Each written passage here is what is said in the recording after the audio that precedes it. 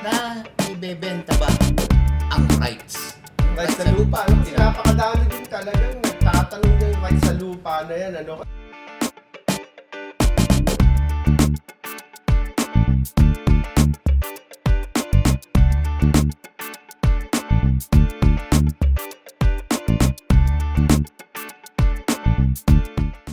Magandang araw po sa inyong lahat at nandito na naman tayo sa Usapang Lupa na handog sa inyo ng Foundation for Economic Freedom.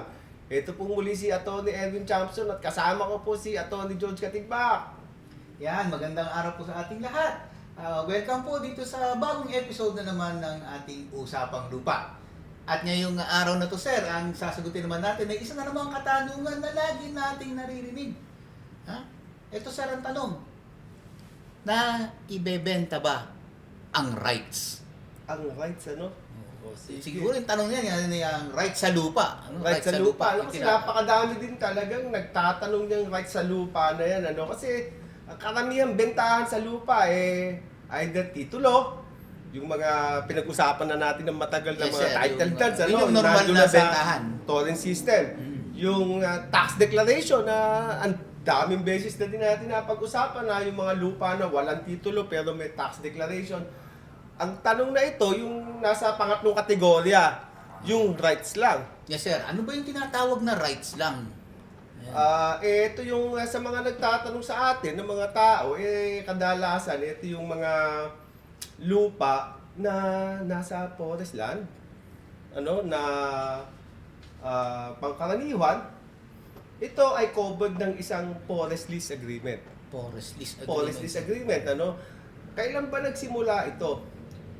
Itong pagbibigay ng mga karapatan sa loob ng forest land ay nagsimula dito nung tawag natin dito Letter of Instruction 1260. So, panahon niya ni Senior. Ni Senior, ano, panahon ni Senior na kung saan yung mga kaingero, yung mga kababayan na natin na naitulak mula sa kapatagan papunta sa bundok, ano, at doon nagtatanim ay binigyan ng tinatawag natin stewardship contract, ano. Itong stewardship contract na to na 25 years renewable for another 25 years ay isang instrumento na kung saan itong mga kababayan natin na nasa kabundukan at doon nagtatanim at naghahanap buhay ay binigyan ng karapatan na gamitin yung lupa niya for a certain period of time. Ito ay ini-issue ng DENR. Bawat nakabili ka nun, ano ba ang dapat kong gawin?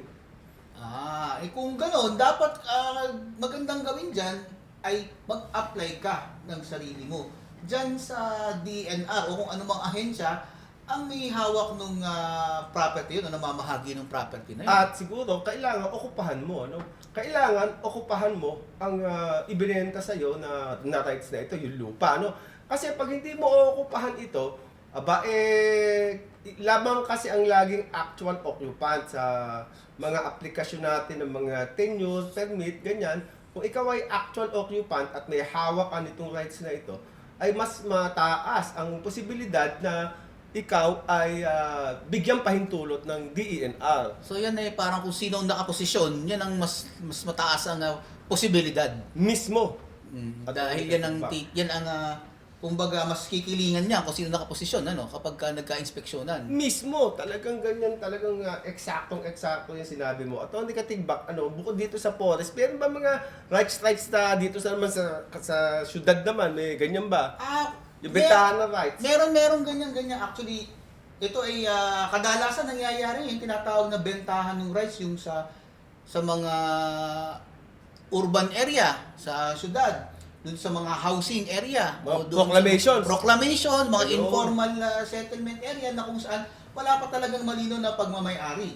Ang NHA kasi dyan at saka mga ahensya natin na tinatawag natin key shelter agencies, namimigay ng tinatawag nating SELA o yung Certificate of Eligibility to Lot Award. Titulo ba yan? Hindi Titulo siya na ba yan? titulo Maganda pakinggan pero hindi ito sa titulo. Uh-huh. Ito yung certificate lamang na sinasabi, ikaw ay maaaring mabigyan ng kapirasong lupa na residential. Oh. Parang kumbaga dun sa listahan, ito ay certificate na nandun ka sa listahan na maaaring mabigyan ng So, award. ito mga occupant naman to. Mga ano? occupant ito ay binibigay sa mga taong naandun na nakapwesto. Halimbawa, isang lupa ng pamahalaan na hindi pa titulado at marami ng mga na-occupy ng mga informal settlers. Mhm. Ayan, yung mga kababayan natin na hindi naman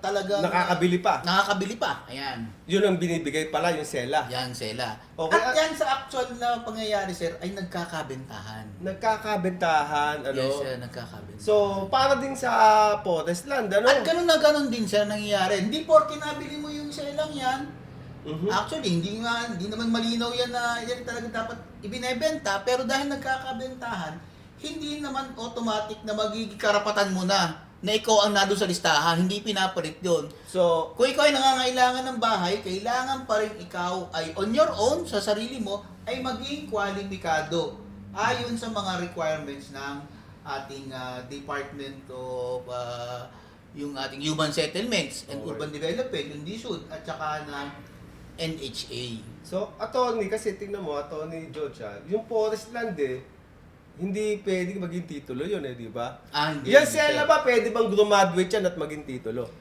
Kapag po yung sela na yan ay nabigyan na, proseso. ito kasi ito Oo. po ay isa sa mga pangunahing steps para maging maproseso Parang ang award sa iyo.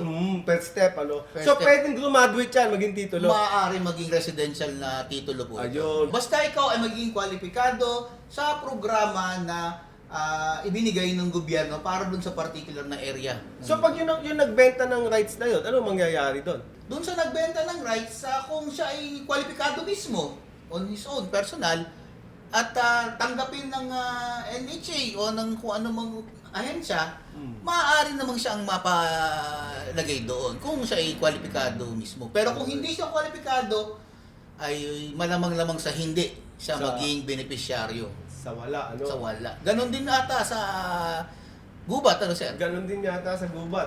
Basta kailangan dito dahil hindi yaan pag-aari ng tao na nagbenta sa inyo.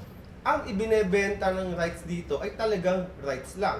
Kung bibili ka dito, dapat ay kwalipikado ka at mag-a-apply ka talaga doon sa ahensya na nangangasiwa ng may-ari ng lupa para sa pangsarili mong karapatan.